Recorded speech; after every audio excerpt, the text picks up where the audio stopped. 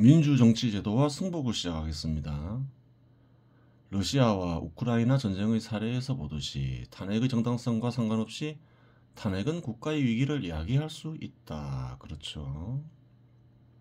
우크라이나의 전쟁 비참하죠. 그게 대통령 탄핵에서 시작되었음을 알 수 있어요. 탄핵이 정당하더라도 어지간해서는 탄핵을 해서는 안 된다는 말이죠. 왜 그런가요? 정치는 사람들이 하는 거잖아요. 내가 지지하는 정당, 내가 지지하는 정치인을 다른 사람은 지지하지 않고 싫어할 수 있잖아요.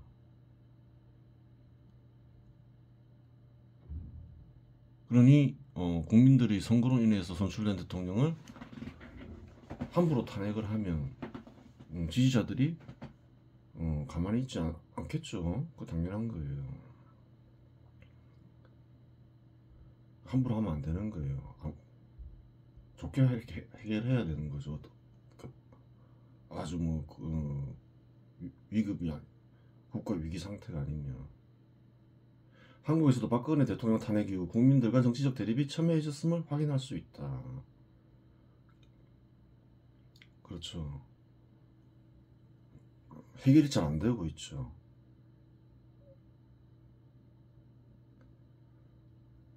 그래요.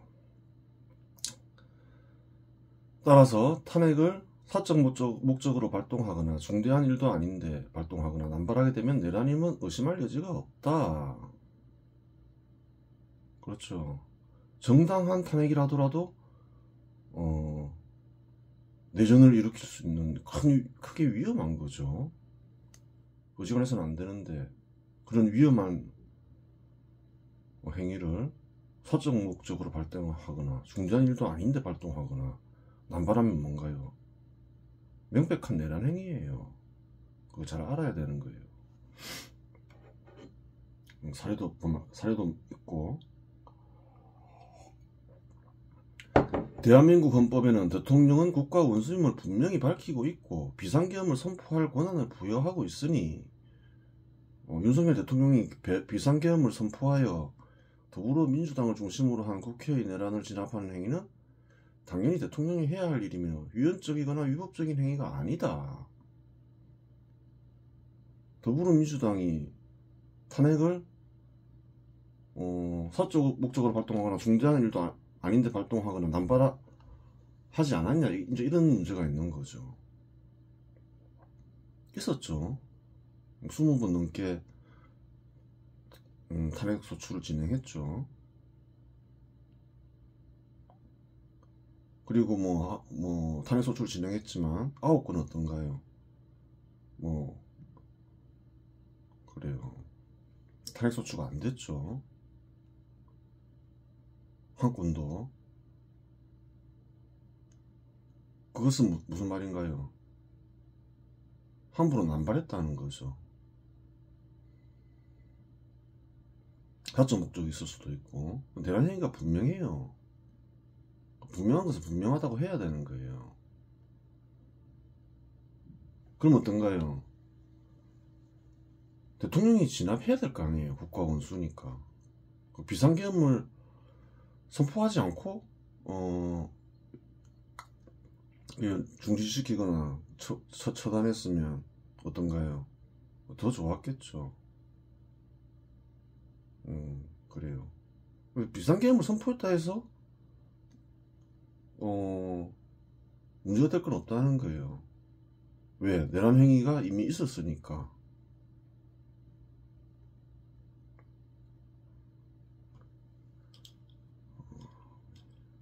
물론 어지간해서는 잘 안 했겠죠. 윤석열 대통령은 하고 싶은 거는 무조건 해야 직성이 풀리는 성격인 모양이지요. 하고 싶은 거 다 하고 사니까 스트레스는 안 받아서 장순할 수 있을런지 모르겠다만은 그래요. 장수하겠죠.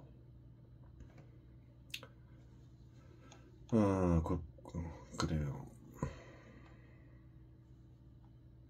그 전후를 잘 봐야 되는 거예요. 지금 국민들이 저번에도 얘기했지만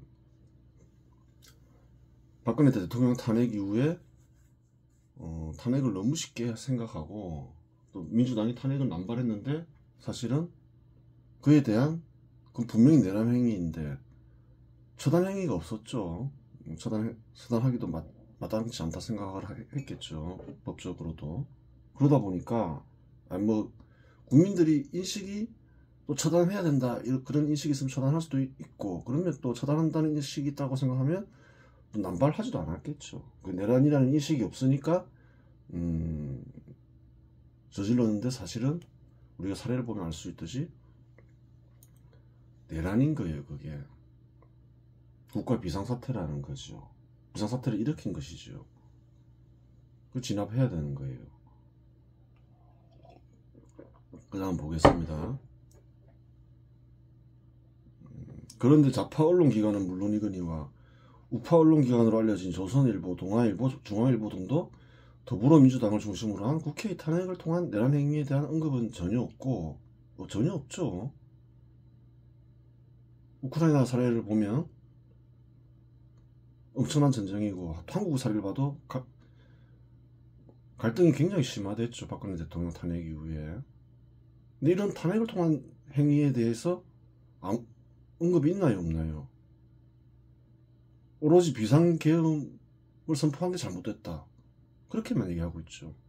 비상계엄은 대통령의 권한이고 국가 원수임을 헌법이 보장하고 있는데 그러한 부분에 대해서는 언급이 전혀 없죠. 그게 이상하다는 거예요. 윤석열 대통령이 내란 진압 행위를 마치 부당하고 위법한 행위처럼 보도하고 있으니 이는 또 어찌된 노릇인가. 이상하잖아요. 물론 아직 사태가 끝난 것은 아니니 지켜봐야 할 측면이 있지만 몇 가지 이유를 추정해 볼 수 있다. 우파 언론기관들 사람들은 다 바본가? 헌법도 모르나? 그리고 우크라이나 사례도 모르나? 이렇게 생각할 수 있잖아요. 왜 이렇지? 탄핵을 그냥 그래 뭐 어떻게 생각한다 해야 될까요? 그냥 할 수 있는 것, 뭐 그 정도로 생각하나? 이렇게 생각할 수 있잖아요. 아무나 해도 상관없는 것.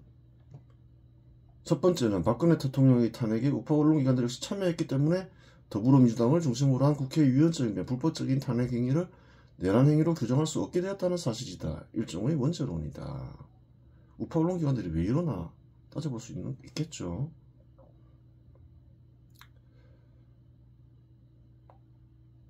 자기가 구리면 남을 비판하기도 어렵잖아요. 그리고 우파 언론기관들, 그래서 기억에 뭐 대부분 우파 언론기관들이 조선이든 조선중앙, 동아일보 할 것 없이 박근혜 대통령 탄핵에 뭐랄까요, 중립적이었나? 중립적이라고 보기 어렵죠. 찬성했죠. 오히려 뭐 중립적이었으면 또 그래요. 또 얘기할 수 있었을 건데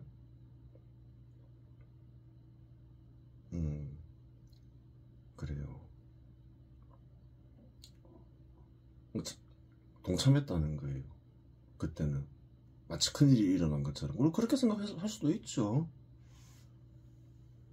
우크라이나 사태 사례를 이거를 쓰니는 예전부터 알고 있었지만 법에 보장돼 있고 이 탄핵이란 사건이 어떤 의미를 지니는지를 몰랐을 수도 있어요. 그러다 보니까 실수를 저지를 수도 있죠. 근데 사람들은 자기 실수를 인정하기 싫어하잖아요. 누구나. 그래서 탄핵행위를 자기가 탄핵행위에 동참한 적이 있으니까 어떤가요? 이 더불어민주당의 탄핵행위를 비판을 할 수 있어도 적극적으로 말릴 수가 없다는 거예요.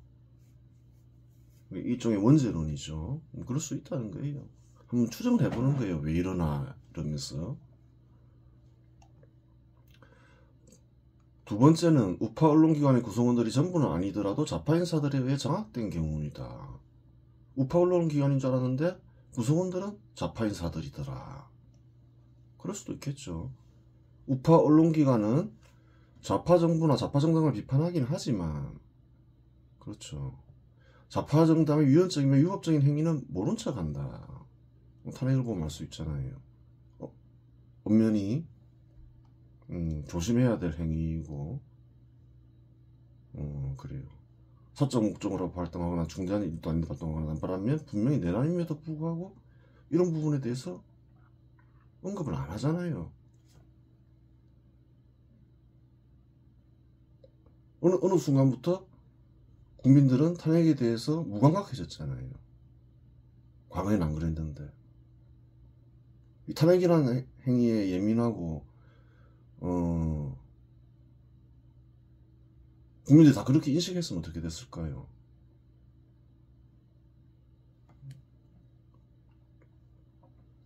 하지만 우파 정부에 불리한 일이 있으면 설사 그러한 일이 정당하고 합법적인 일이라고 하더라도 좌파 정당의 내란 행위에 적극 동참한다. 적극 동참하거나 지금 어떤가요? 과거의 경험이 있어서 그런지 적극 동참하지 않더라도 그래요. 지금은 뭐 동참한다고 봐야 되겠죠. 이런 부분에 대해서 언급이 없으니까. 더불어민주당의 내란 행위에 대해서. 더불어민주당의 내란 행위를 언급하지 않더라도 우크라이나 전쟁, 아까 예전에 얘기했듯이 그런 위험성, 또는 박근혜 대통령 탄핵 이후 생긴 한국에서의 갈등, 이런 부분만 얘기를 하더라도 국민들이 어느 정도 인식을 하겠죠. 근데 인식이 안 되는 거예요, 지금. 이러한 행위는 어떻게 가능한가? 동참하고 있더라. 이게 어떻게 가능하냐? 우파 언론기관의 독자는 대부분 우파 인사이다. 따라서 좌파 인사가 우파 언론기관을 장악했더라도 좌파 정당이나 좌파 정부를 비판할 수밖에 없다. 그리고 좌파 인사가 설사 우파 언론기관을 장악했다 하더라도 독자들이 우파 인사라면 좌파 정당이나 좌파 인사를 지지할 수, 비판하겠죠. 당연히. 언론기관에 종사하면서 먹고 살려면 독자들이 중요하잖아요. 돈 벌어야 되니까. 그런 경우일까? 이렇게 생각해 볼 수 있잖아요. 하지만 결정적인 순간 본색을 드러내며 우파 정부나 우파 정당에 결정적인 타격을 가하게 된다. 그럴 수 있는 거죠. 국민들이, 우파 인사들이 이 언론기관은 우파 언론기관이구나 생각하고 있는데 갑자기 우파 정당이나 우파 인사를 공격을 해요. 그러면 저 사람이 정말 나쁜 사람이구나 이렇게 생각하게 되잖아요. 처음이라면 실수로 생각할 수 있지만 재차 반복되면 의심할 여지 없이 현재 우파 언론기관이라고 알려진 언론기관은 무림한 우파 언론기관이지 속은 좌파 인사들에 의해 장악된 좌파 언론기관이다. 그렇겠죠.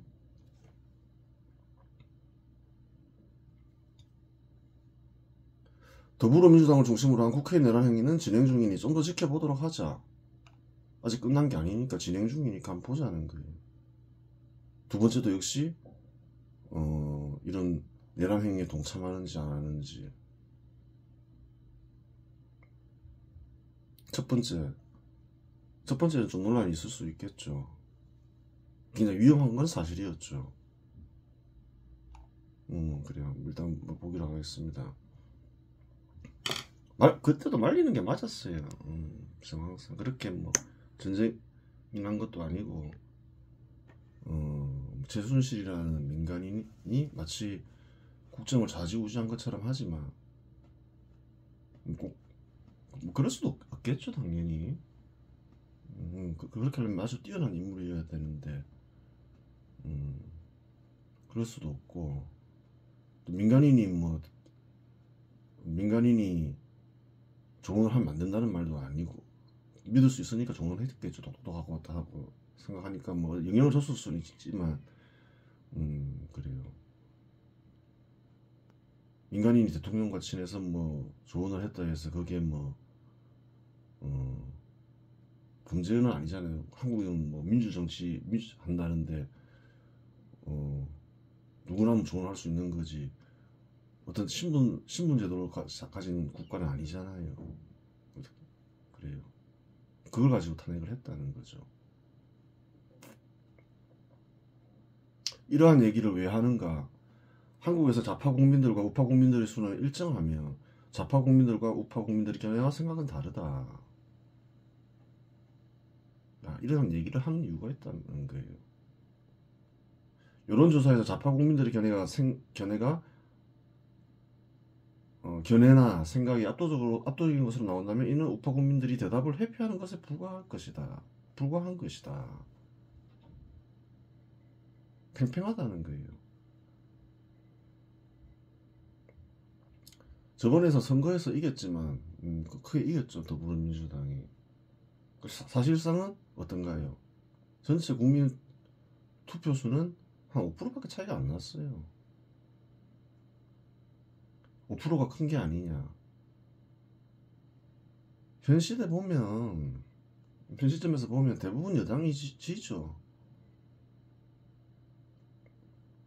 여당이 대부분 지는데 그 이유는 전 세계적으로 고물가 고금리로 국민들이 힘들었죠. 그러니까 당연히 여당의 책임으로 돌아가는 거죠. 근데 그런 부분이 있지. 또 정상적으로 돌아오면 또 팽팽해요. 세계적으로 나타난 현상인데 큰 의미가 있는 건 아니라는 거예요. 그래서 좀 윤석열 대통령이 고금리, 고물가 이런 부분이 당면 과제임을 알고 잘 처신해야 되는데 좀 그런 부분에 대해서 잘 처신하지 못했다고 봐야 되는 것이지요. 그래도 뭐 아주 다른 나라에 비해서 크게 망가진 건 아니죠. 실상 박근혜 대통령 탄핵 시점 박근혜 대통령의 지지율은 10% 이하로 떨어졌지만 문재인 대통령은 41%의 국민들의 지지를 통해 대통령에 당선되었을 따름이며 그 다음 대통령 선거에는 우파 인사들이 지지를 받은 윤석열 대통령이 당선되었음 이를 입증합니다. 팽팽하다는 거예요. 생각이 다른 이들이 많다는 거예요. 그때 박근혜 대통령 탄핵 지지율이 10% 이하로 떨어지니까 다 국민의 좌파 인사들이 됐을 것이다. 여론조사하고 선거는 다르죠. 선거는 직접 하는 거고 여론조사는 뭔가 창피하면 답변을 회피할 수 있잖아요. 생각이 다르더라도 10% 이하로 떨어진다는 거예요. 근데 뚜껑을 열어보면 어떻냐? 팽팽하더라. 50% 이상을 받은 것도 아니잖아요. 그게 현실이더라. 그걸 알아야 되는 거예요. 만일 그때 언론들이 동참하지 않았으면 어떻게 됐을까요? 그때 거리에 좌파 인사들이 많이 나왔죠. 막 몇십만이 나오기도 하고 뭐 그랬다고 하는데 그게 큰 의미가 없다는 거예요. 민주당 지지자가 혹은 국민의힘 지지자가 몇백만 되잖아요. 고정 지지자가 뭐 10만 나오고 20만 나오는 게 뭐 대단한 일이냐는 거예요. 나갈 수 있는 거지. 그게 국민들이 다수견도 아니면 모든 대부분 국민들이 견해도 아니라는 거예요. 근데 언론이 우파 언론기관이 탄핵에 동참하니 어떤가요? 우파 국민들은 뭔가 말을 할 수가 없겠죠. 이거를 쓰니도 그렇다는 거예요. 또 탄핵을 부르짖고 이러면 그냥 조용히 있고 맞다 이러지. 이렇게 혼자 있을 때나 얘기를 하는 거지. 그렇게 안 한다는 거예요.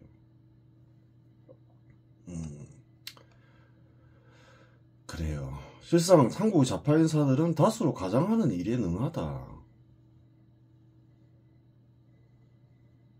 다수로 가장하죠. 주로 고리로 뛰쳐나가면서 또 온갖 하여튼 참여를 많이 하죠.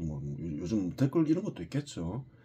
1987년 좌파 인사들은 거리로 뛰쳐나와 대규모 집회 시위를 하며 다수인 것처럼 가장했지만 1987년에도 그런 일이 있었죠.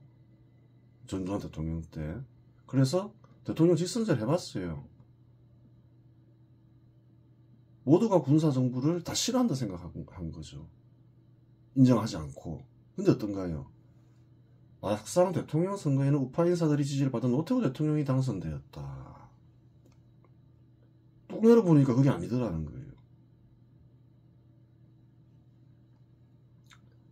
그래요. 이제 이런 행위도 이제 좀 그만해야 되겠죠. 다수로 가장한 행위도. 민주정치 제도를 신봉한다면.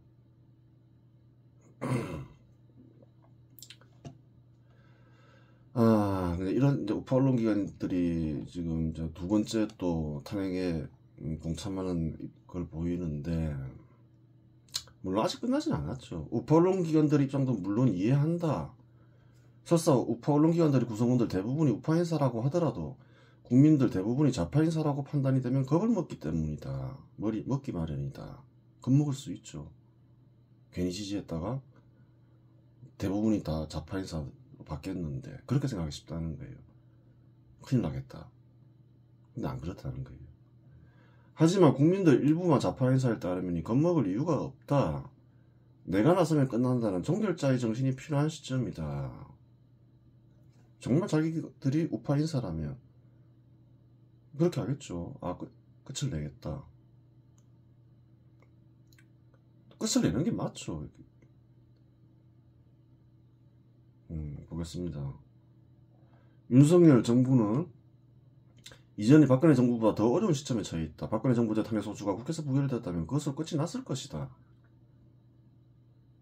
투표 참여던 국회의원들이나 성향이 어떠하건 국민들은 그러한 투표 결과에 승복했을 것이다. 이것은 그렇게 생각한다는 거예요. 부결되었다. 지금처럼. 과연 승복하지 않았을까? 승복했다고 봐야 되겠죠. 민주정치제도에서 핵심이 되는 제도는 선거와 투표이다. 그래요. 선거와 투표가 제도가 굉장히 중요하게 되는 거죠.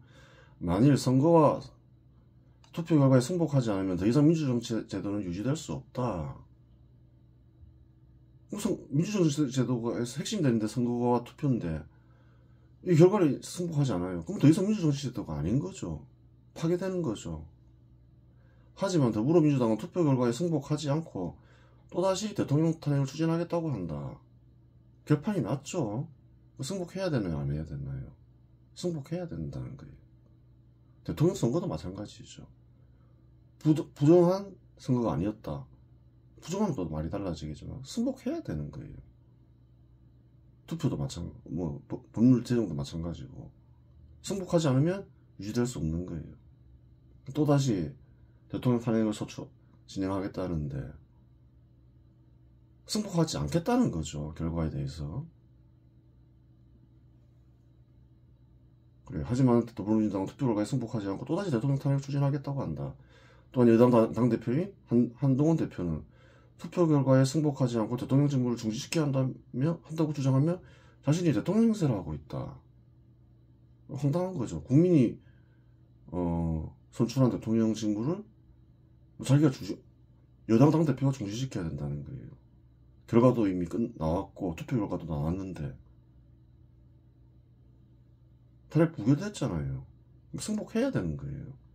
근데 여당 당대표가 승복하지 못하겠다고 하니 이는 또 무슨 황당한 일인가 이렇게 생각할 수 있는 거죠. 대통령 행사하면서 그 사람을 잘못 봐서 그런 거예요. 윤석열 대통령이. 사람을 볼 때 정치인들이 뭔가를 하겠다 이러면 뜻이 같은 일을 써야 된다는 거예요. 내가 오래전부터 알고 있더니 뜻이 다른 얘기겠죠. 한동훈 대표는 뜻이 같은 일을 쓰면 대통령의 뜻이 자기 뜻이니까 희생도 하고 그런데 뜻이 다른 일은 그렇지가 않죠. 이는 또 다른 더불어민주당이 내란 행위를 정당화하는 역할을 한다. 이미 끝났기에 투표는 끝났다는 거예요. 대통령 탄핵소추는 사실상 불가능한데 한동훈 대표의 행위는 대통령 탄핵소추를 가능하게 하는 빌미를 제공하고 있다. 당 대표가 이러고 있으니 여당 당대표는 자기 역할을 좀 인식할 필요가 있어요. 대통령을 비판할 수 있죠. 비판할 수도 있는데 기본적으로 여당의 당대표는 야당의 당대표와 다르죠. 대통령을 보좌하면서 대통령의 뜻을 실현해야 되는 거예요. 보조 역할이 있는 거예요. 그 대통령의 그거 당연한 건데 이미 끝난 사실을 또다시 탄핵 소추는 아니더라도 직무 정지시키겠다? 이미 투표 결과에서 끝이 났는데 황당하다는 거예요. 하여간 투표 결과에 승복하지 않고 대통령 탄핵 소추를 또다시 진행하는 행위는 분명히 위헌적인 행위이며 민주정치 제도를 파괴하는 행위이다. 당연한 거죠. 설사 절차상 가능하여 성공을 이루더라도 우파인스들은 그러한 결과에 승복하지 않을 것이다. 당연하죠. 승복하지 않았어요. 어쩌지 해서 하다 보니까 됐어요. 그럼 우파인스들은 어떨까요? 왜 승복하지 않고 이렇게 결과를 뒤집냐? 그렇게 하겠죠, 당연히. 물론 우크라이나처럼 내전에 돌입할 가능성이 크다는 말이다. 우크라이나 내전에 들어갔죠. 한국에서도 발생하지 않는다고 보장할 수 있나요? 억지로 또 진행시켜서 성사시키더라도. 그러면 부결된 법안이나 탄핵소추를 다시 상정하는 행위는 위헌적인 행위이거나 부당한 행위인지 여부를 헌법을 통해서 살펴볼 필요가 있다. 지금 탄핵소추도 남발하고 같은 탄핵소추를 또 하겠다 하고 법안도 지금 뭐 김건희 특검법이든 뭐 양국법이든 뭐든 하여튼 자기들이 원하는 법안을 부결됐음에도 불구하고 계속 반복해서 상정하겠다는 거예요. 이런 행위는 내란 행위냐 아니냐 따져봐야 되겠죠. 국회는 헌법 또는 법률에 특별한 규정이 없는 한 헌법 속을 살펴보자는 거예요. 제적 의원 과반수 출석과 출석 의원 과반수 찬성으로 의결한다. 이렇게 이제 법이 제정되겠죠. 과반수 출석의 과반수 찬성. 국회에서 의견된 법률안은 정부 유송되어 15일 이내 대통령이 공포한다. 이렇게. 근데 이제 기회를 또 주죠. 제의를 요구할 수 있다는 거예요. 대통령 한번 더 심사해봐라. 제의를 요구할 수 있다. 그래서 그러면 제적은 과반수 출석과 출석은 3분의 2 이상의 찬성으로 전과 같은 의결을 하면 그 법률안은 법률로서 확정된다. 좀 굉장히 까다롭게 만들었죠. 위 법조항에서는 제의를 할 수 있다고 언급하고 있을 뿐이며 제의하여 부결된 법률안을 새로운 사실도 없는데 다시 상정할 수 없다는 언급은 없다. 제의를 요구할 수 있다는 거예요. 한 번 더 기회를 준다는 거죠. 그래서 부결됐어요. 다시 이제 상정할 수 있냐 이런 문제가 있는 거예요. 한 번 기회를 더 줬는데 보통 제의까지 하여 부결되면 승복하기 때문에 그러한 조항은 필요 없다고 생각하며 헌법이 작성된 것 같다. 예전엔 그랬죠.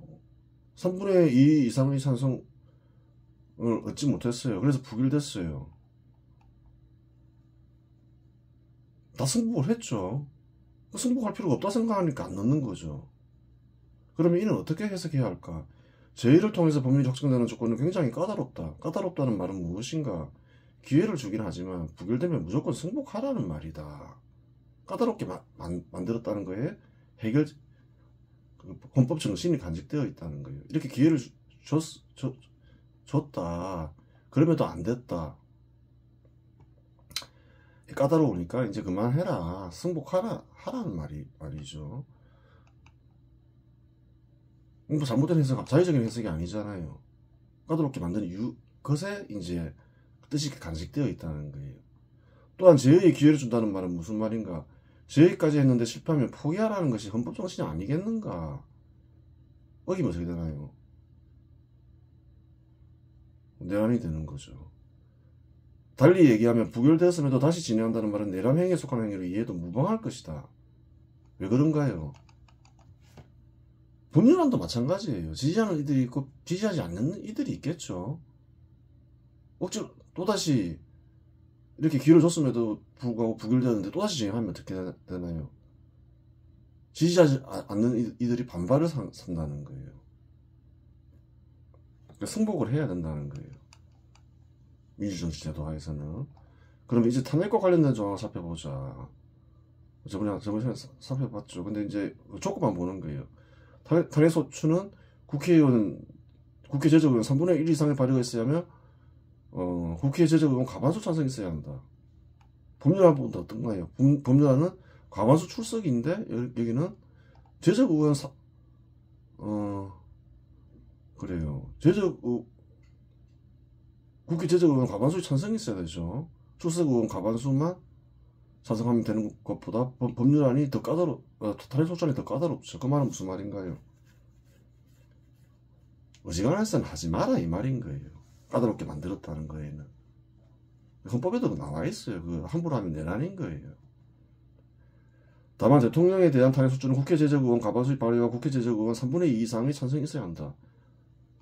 더 까다롭죠. 공직자를 탄핵하는 조건은 법률을 제정하는 조건보다 더욱 까다롭다. 이는 탄핵 소추를 함부로 하지 말라는 말로 해석하는 것이 정답일 것이다. 그렇죠. 법률 제정하는 것보다 더 어려워요.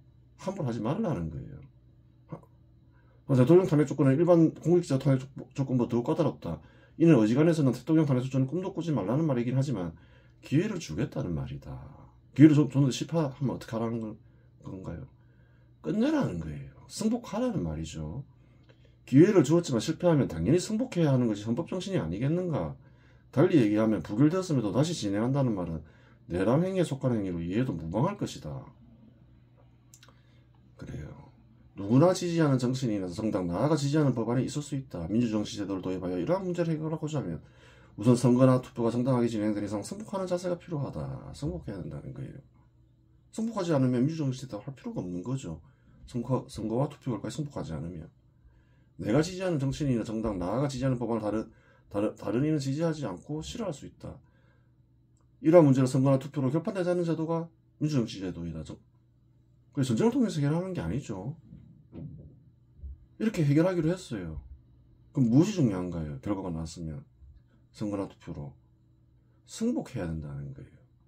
그게 승복 못하겠다. 선거에서와 투표에서 졌음에도 불구하고 인정 못하겠다. 그러면 더 이상 민주정치 제도는 유지될 수가 없는 거죠. 어떻게든 결과를 바꾸겠다 이러면. 물론 그러한 제도화에서 승복은 필수적이며 승복하지 않으면 민주정치 제도는 유지될 수 없다. 당연하죠. 이번에 그 국회 탄핵 소추에서 어떤가요? 부정한 투표가 이루어졌냐는 거예요. 부정한 선거도 부정한 투표도 안 이루어졌는데 결과가 나왔으면 승복을 해야 되는 거죠. 내가 승복하지 않고 억지로 성사시키려 하면 설사 성사되더라도 다른 이 역시 승복하지 않고 저지하려 할 것이기 때문이다. 승복하라는 거예요. 그러면 탄핵 소추는 부결되어 끝났으니 모두 일상으로 돌아가 생업에 종사하며 조용히 살자. 그래요. 결과도 이미 나왔는데 그래서 안 된다는 거예요. 민주정치 제도를 계속 할 거냐 말 거냐 하는 거예요. 민주주의 그만하고 싶으면 또 할 수 있겠죠. 그래요. 이번 시간에서 마치겠습니다.